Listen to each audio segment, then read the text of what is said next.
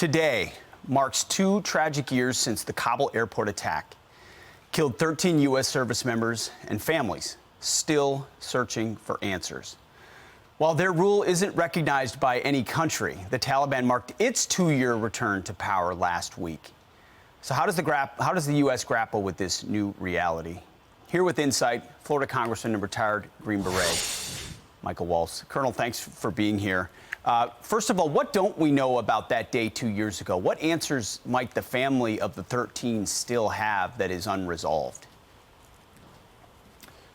Well, Pete, thanks for highlighting this sad day. These families are angry, Pete. I've dealt with the grief of Gold Star families my entire career, sadly, with the Green Berets I didn't bring back. But I've never dealt with families that are so angry. They feel like they've been lied to and misled about exactly how their loved ones died.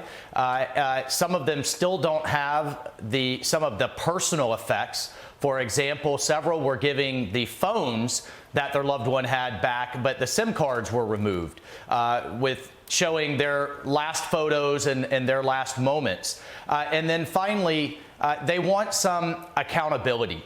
They want someone, as one Gold Star father said, they want the president, they want the Secretary of Defense, the Secretary of State to, in his words, man up, admit you made mistakes, say what you've learned from them, and promise these families it will not happen again to future families down the road. That's all they're asking for, and we're going to have a roundtable with these families next week.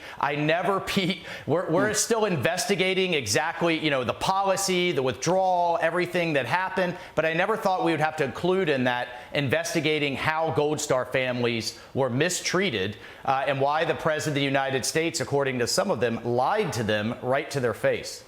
Why can't the DOD level with these families, simply give the information back? And I've seen this from other Gold Star families in the past, too, where information just isn't shared. In this case, their death was tragic, but the photos they might have in their last few days that the parents would desperately want don't seem to be something that should be at issue. Yeah. It shouldn't be. And it's not like we have, back in Vietnam where we had thousands of casualties a week. These were 13, and you would think that we could get every single one of them exactly right. Yes. And I don't care how many times they need to get briefed, how many questions that they have. They should be in the Pentagon every week until they've exhausted every single question. We should be giving them everything that they're asking for and then some. It's the least we could do. But here's what we know so far. We know that the suicide bomber that killed them was let out of Bagram prison just a few weeks prior. We know that the sniper that was right there overwatching them as they were guarding the gate was denied permission to take the shot. We're going to have his commander in. We know that Bagram was recommended to be kept open rather than Kabul airport. That was rejected. We're being stonewalled still in our investigation, Pete, by both the Pentagon and the State Department. But we're not going to give up. Come hell or high water, we're going to get accountability for these families. Colonel, I'm so grateful that you're there. You're willing to follow through when the administration, the Defense Department wants to get rid of this, forget about it. And, of course, we can't forget the fact that we left so many people behind. The Taliban's in control and they have our equipment. Real quick.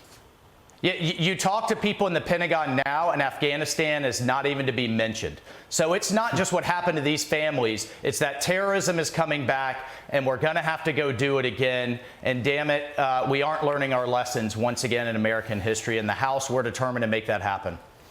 Well, good for you. Keep us posted. Come back, please, because we're not ignoring the story. And I know you're not either. Colonel, thank you. Well, as he mentioned, 2 years ago today, these 13 brave service members were killed in the Kabul airport attack. Take a moment to take in their faces and names. May we never forget them. May we honor everything they did for this country and get to the truth. And may they rest in peace.